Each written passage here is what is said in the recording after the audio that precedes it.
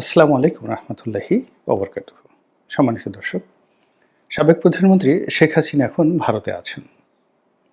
আমরা যত নিকৃষ্টভাবে তার কথা বলি না কেন, তিনি পালিয়ে গেছেন এবং আমাদের যে মিডিয়াগুলো যখনই তার ব্যাপারে কোনো খবর বলতে চায়, প্রকাশ করতে চায় এবং সে খবর যাকে বলা হয় যদি ৩০ সেকেন্ডের একটি খবর হয়, সেটিকে ৩ মিনিটে টেনে নেওয়া হয় এবং ৩ মিনিটের মধ্যে বলতে গেলে ২ মিনিটই সেই দৃশ্য দেখানো হয় যে তিনি হেলিকপ্টারে করে বাংলাদেশ থেকে চলে যাচ্ছেন, পালিয়ে চলে যাচ্ছেন।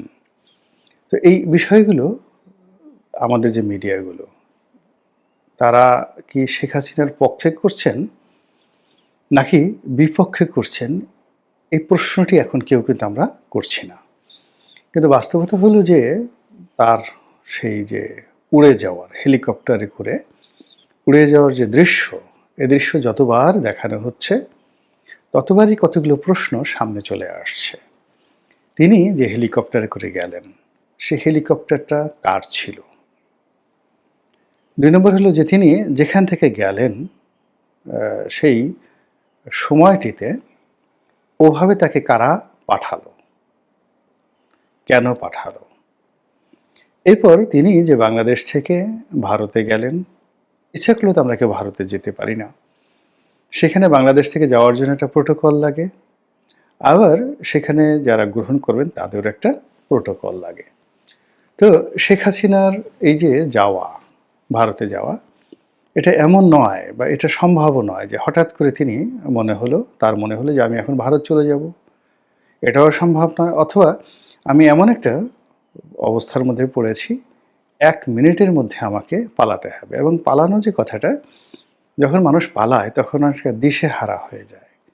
তার কোনো আশ্রয় থাকে না এবং পালানোর জন্য কোনো টার্গেট থাকে না। আগেকার দিনের রাজা বাদশাহরা যেটা পালাতেন, পালানোর জন্য একটা সুড়ঙ্গ তৈরি করে রাখতেন। তো সুড়ঙ্গর ৩ থেকে ৪টি দরজা থাকতো। যেমন ধরুন আমাদের লালবাগ দুর্গের যে সুড়ঙ্গটি বন্ধ আছে। কেন বন্ধ আছে? অবাক করা বিষয় যে আপনারা এটা নিয়ে এখনো অনেকে প্রশ্ন করেননি। কিন্তু যারা লালবাগ দুর্গে গিয়েছেন সবারই অদম্য একটা আগ্রহ যে ওই যে সুড়ঙ্গ পথ যেটি দিয়ে পালানোর রাস্তা রয়েছে। তো সেই রাস্তাটার সন্ধান করা, খুঁজে বের করা, কিন্তু সেটা বন্ধ করা আছে। কেন বন্ধ করা আছে? এর কারণ হলো অনাদিকাল থেকে, অর্থাৎ সেই আদিকাল থেকে রাষ্ট্রের এমন কতগুলো গুরুত্বপূর্ণ বিষয়, যেমন বাংকার, রাজার পালানোর জায়গা, কিভাবে পালালেন, এগুলো একটা সিক্রেট। এগুলো সাধারণের কাছে সাধারণত খুলে দেওয়া হয় না। পৃথিবীর সব রাজপ্রাসাদে পালানোর জায়গা কিন্তু ছিল। সুলতান সুলেমানের প্রাসাদে ছিল, মুঘলদের যে লালকেল্লা সেখানে ছিল, তারপর বাংলাদেশের সকল প্রাসাদগুলোতে ছিল, সকল কেল্লাতে ছিল। কিন্তু এগুলো কোনো অবস্থাতেই জনগণের জন্য উন্মুক্ত করে দেয়া হয় না। এর কারণ হলো পালানের যে নিয়ম, কানুন এবং কৌশল, সেই ১০,০০০ বছর আগের রাজারও যা ছিল, এখনকার যে রাজা তাদেরও কিন্তু ঠিক একই, কোনো ১৯-২০ হয়নি। যে কাজেই জনগণের সামনে যদি এগুলো উন্মুক্ত করে দেওয়া হয়, আমাদের এখন বঙ্গভবন আছেন, ওখানে যদি কোনো কারণে প্রেসিডেন্ট সাহেবকে পালাতে হয়, তাহলে আপনি গিয়ে দেখবেন যে সেখানে সেইভাবেই আয়োজন করা হয়েছে যেভাবে লালবাগ কেল্লায় আয়োজন করা হয়েছিল। সুবেদার আজম শাহ, উনি যে লালবাগ কেল্লা দুর্গ নির্মাণ করেছিলেন, মুঘল সম্রাট আওরঙ্গজেবের সন্তান এবং শায়েস্তা খাঁর মেয়ের জামাই। তো তিনি যে পদ্ধতি অবলম্বন করেছিলেন, অলমোস্ট হুবহু ঠিক সেম পদ্ধতি গণভবনে, বঙ্গভবনে রয়েছে। অথবা আগ্রার যে দুর্গ, কিংবা কলকাতার যে ফোর্ট উইলিয়াম দুর্গ, অথবা ধরুন দিল্লির লালকেল্লা, এরপর আপনি চলে যান ইংল্যান্ডের বাকিংহাম প্যালেস আর ফ্রান্সের এলিসি প্রাসাদ। প্রায় সব জায়গাতে আপনি পালানোর জন্য যে রাস্তাটি, পদ্ধতিটি একেবারে অলমোস্ট সেম। তো যার জন্য এই জিনিসগুলো সাধারণত জনগণের কাছে উন্মুক্ত করা হয় না, এগুলো খুব গোপনীয় একটা বিষয়। তো শেখ হাসিনা যদি পালাতেন, তাহলে তিনি লোকচক্ষুর অন্তরালে চলে যেতেন। ওখানে পালানোর জন্য অনেক সুন্দর সুন্দর জায়গা গণভবনেও আছে, বঙ্গভবনেও আছে। মানে তাকে আপনি আর খুঁজে পাবেন না লোকচক্ষুর অন্তরালে। কিন্তু আমরা তাকে দেখেছি। তো সমস্ত ক্যামেরা সামনে হেলিকপ্টারে করে তিনি চলে গেছেন সবার সামনে। তিনি নিজে গেছেন অথবা তাকে বাধ্য করা হয়েছে চলে যাওয়ার জন্য, এরকম। কিন্তু তিনি পালিয়েছেন। পালানো বলতে তাকে গোপন জায়গা দিয়ে গোপনে যেতে হবে যেন কেউ তাকে বুঝতে না পারে। অর্থাৎ তিনি যদি সফল হন পালানোর ক্ষেত্রে, তো সেক্ষেত্রে তিনি নতুন করে উদিত না হওয়া পর্যন্ত কেউ তাকে দেখতে পাবেন না। কিভাবে তিনি পালালেন? তাহলে পালানো এই শব্দটি প্রযোজ্য হবে না। আর তিনি যদি ধরা পড়েন, পালানো অবস্থায় ধরা পড়েন, তখন যেখানে ধরা পড়লেন ওটি প্রকাশিত হবে। সাদ্দাম হোসেন পালিয়েছিলেন। তো তাকে একটা কবরের মধ্য থেকে বের করা হলো। তারপরে গাদ্দাফি পালিয়েছিলেন। তাকে একটা পরিত্যক্ত বাড়ির মধ্যে থেকে বের করা হয়েছিল। এরকম অনেকে পালিয়েছেন।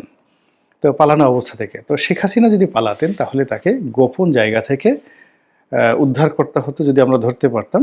আর তিনি যদি পালিয়ে ভারতে চলে যেতেন, চলে যাওয়ার পরে দিল্লিতে তাকে দেখা গেলে আমরা বলতাম যে তিনি কিভাবে গেলেন, কোন পথ দিয়ে গেলেন। কিন্তু যেহেতু আমরা তার পুরো বিষয়টি অর্থাৎ গণভবন থেকে তিনি হেলিকপ্টারে ওঠা প্রত্যেকটারই একটি স্থির চিত্র রয়েছে। তো এটাকে আসলে আপনি অনেক কিছু বলতে পারেন, কিন্তু এটাকে পালানো বলাটা এটা ব্যুৎপত্তিগতভাবে এটা ভুল আছে, ভ্রান্তি আছে এবং এটা সঠিক নয়।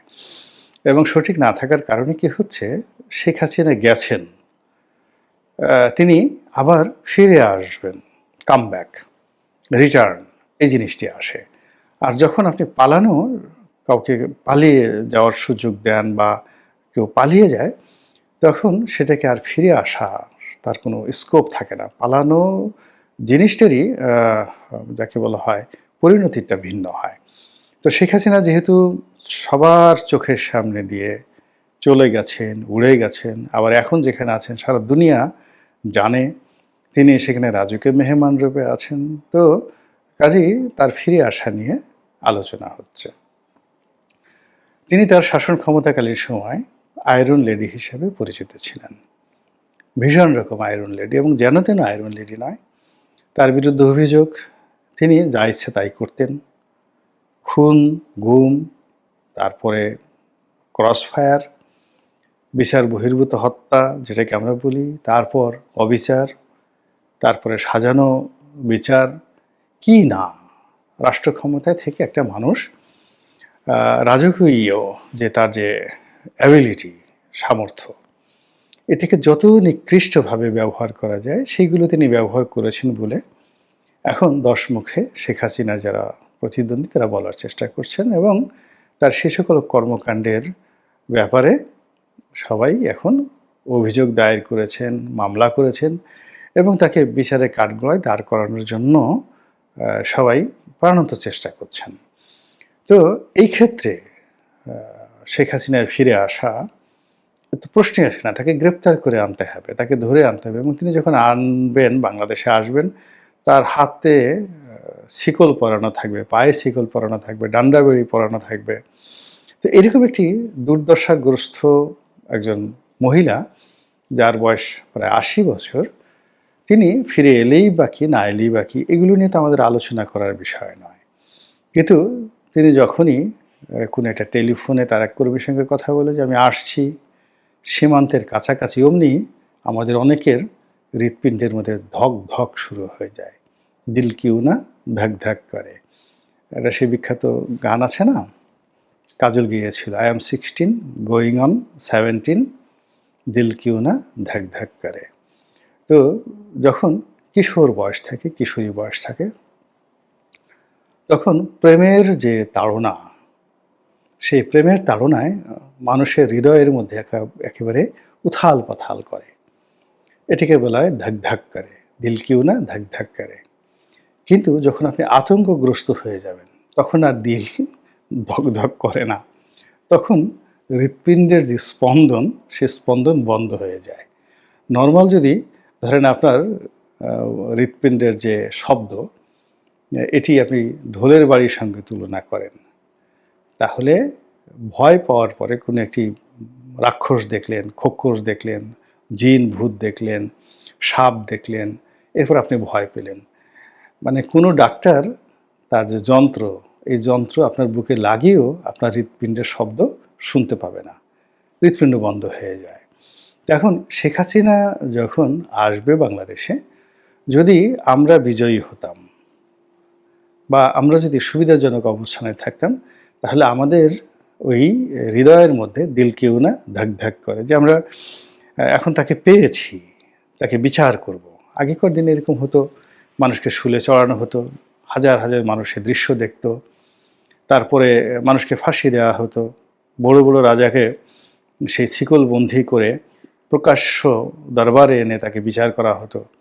তো এই জিনিসগুলো মানুষ উৎসুকজনতা দেখতো। অনেক বড় বড় রাজকুমারকে তারা বাঘের সামনে ফেলে দেওয়া হতো, সিংহের সামনে ফেলে দেওয়া হতো। আর সেই কলোসিয়ামে গিয়ে, রোমান কলোসিয়াম, সেখানে গিয়ে হাজার হাজার মানুষ সে দৃশ্য দেখে সেই দিল কিউ না ধাক ধাক ভীষণ রকম আনন্দ পেত। তো শেখ হাসিনা বাংলাদেশে আসবেন বা তাকে আনা হবে, এ দৃশ্য কল্পনা করলে আমাদের মনে তখনই আনন্দ হবে যখন আমরা একেবারে 100% কনফার্ম হব যে আমরা বিজয়ী হয়েছি এবং শেখ হাসিনা দুর্বল, সে আমাদের কিছুই করতে পারবে না। কিন্তু যখন তার আসার শব্দ আমরা শুনি, অমনি আমাদের অনেকের সেই হৃৎপিণ্ড বন্ধ হয়ে যায়, অনেকে উত্তেজিত হয়ে যান, গালাগাল করেন, এবং গালাগাল সবসময় দুর্বলের ভাষা। কখনো গালাগালি কোনো ভদ্রজনের ভাষা হয় না। গালাগাল করে কেউ কখনো জীবনে জয়লাভ করেনি। কোনো শক্তিশালী মানুষ পৃথিবীতে কখনো গালাগাল দেয়নি। প্রকৃতিতেও দেখবেন যে শক্তিশালী যারা প্রাণী তারা হুঙ্কার দেয়, কিন্তু গালাগাল দেয় না। গালাগাল যারা দেয়, গালাগালি সাধারণত খুব নিম্ন শ্রেণীর যারা প্রাণী, এরা সারাদিন শুধু গালাগাল করতে থাকে। সে মশা, মাছি, এই সারাক্ষণ মশা যে ভন ভন করে, মাছি ভন ভন করে, মশা পন পন করে। তো এই জিনিসগুলো প্রকৃতির, এরা খুব নিচু স্তরের প্রাণী, আপনাকে শুধুই ডিস্টার্ব করে। তো যখন শেখ হাসিনার আসার কথা শুনে কেউ অশ্লীল শব্দ উচ্চারণ করে, তাকে কুরুচিপূর্ণ ভাষায় গালাগাল করে, ইট মিনস সে তার যে বিরক্তি এবং সে তার ভয়, সে তার আতঙ্ক, কোনো কিছু সে আর চেপে রাখতে পারছে না। বা তার পায়ের যে আমরা যে হিন্দিতে বলি দিল কি ওনার ধাক ধাক করে, তো তার অবস্থা হয়ে যায় যে ওই তার যে ঠ্যাং ধাক ধাক করে কাঁপতে থাকে, ঠক ঠক করে কাঁপতে থাকে, হাত পা ঠক ঠক করে কাঁপতে থাকে। এবং সেগুলো লুকোনোর জন্য আমরা কি করি, আমাদের শীতের মধ্যে যখন খুব, যাকে বলা হয় দাঁতে দাঁতে ঠক ঠক করে শব্দ হয়, তখন আমরা সেগুলো ঢেকে রাখার জন্য কি অবস্থা করি, গরম কাপড় দেওয়া চাপিয়ে থাকি, নিজেরা কাঁপতে থাকি, এরকম একটা ভাবসাব। তো এরকম শেখ হাসিনার আসার কথা শুনে যারা গালাগাল দেন, তারপরে যারা বাজে শব্দ উচ্চারণ করেন, হুঙ্কার দেন, হ্যাং করেঙ্গা, ত্যাং করেঙ্গা, লাঠিকা আন্দার, মুগুর ভরেঙ্গা, এই সমস্ত কথাবার্তা বললেন, এগুলো মূলত এক ধরনের দুর্বলতা, অস্থিরতার যে অবস্থা। তো যাক, এনিওয়ে, এখন শেখ হাসিনা আসবেন কি আসবেন না এটা পরের ব্যাপার। কিন্তু আমরা যেভাবে তাকে নিয়ে আলোচনা করছি এবং যেভাবে তার আসার জন্য পথ সৃষ্টি করছি, এবং সত্যিই যদি কোনোভাবে সে এসে পড়েন বাংলাদেশে, টুস করে ঢুকে পড়েন, তাহলে প্রথম দর্শনেই দেখা যাচ্ছে যে আমাদের মধ্যে যারা দুর্বল চিত্তের মানুষ, তাদের কি হবে একমাত্র আল্লাহ রাব্বুল আলামিন জানেন। এবং মানুষের ভয় কোন পর্যায়ে থাকে, শেখ হাসিনার আমলে আমি তো লিখতাম বাংলাদেশ প্রতিদিনে, তাকে সমালোচনা করে লিখতাম। এখন বাংলাদেশের খুব নামকরা একজন সম্পাদক, একসময় তার যে সম্পাদক কাম মালিক, গ্রুপ অফ পাবলিকেশন, বাংলাদেশের মধ্যে সবচেয়ে বড় পাবলিকেশন হাউস ছিল তার। তো আমি সেখানে চাকরি করতাম একসময়। তো আমার সেই বস, তিনি ফোন করলেন যে, বাবা রনি, তুমি তো লেখো, আমি কয়েকদিন পড়ছি, তো তোমার এই লেখা পড়ে আমার এতটা ভয় লাগে, আমি আর পরে আর ওই লেখাগুলো পড়তেও সাহস পাই না, যে আমি যে এই লেখাগুলো পড়ছি এটা যদি কেউ জেনে যায় তাহলে না জানি আমার কি হবে। তো এই হলো মানুষের ভয়ের সংস্কৃতি। এখন শেখ হাসিনার জীবনের সফলতা হলো, তার অনেক ব্যর্থতা থাকতে পারে, সফলতা হলো যে সে এখনও পর্যন্ত সুদূর প্রবাসে থেকে আমাদেরকে ভয় দেখাতে পারছেন, ভীষণ রকম ভয় দেখাতে পারছেন। এবং আমরা এই ভয়ের কারণে তার আশা নিয়ে, তার ঢুকে পড়া নিয়ে কল্পনা করছি, এবং তিনি যদি আসেন তাহলে আমাদের কার গালের চামড়া, কার পিঠের চামড়া কীভাবে কী হবে, নতুন মামলা মোকদ্দমা কেমন হবে, তারপরে আবার তার যারা হারিয়ে যাওয়া সেই সিপাহ সালার থেকে শুরু করে অন্যান্য যারা আছেন তারা আবার কি করে ক্ষমতার পাদপীঠে আসবেন, এই বিষয়গুলো নিয়ে আমরা চিন্তা ভাবনা করি। আর খিল লাগিয়ে, মানে প্রচণ্ড ভয়ে খিল লাগিয়ে নিজেদের ঘরের মধ্যে আর্তচিৎকার করতে থাকি।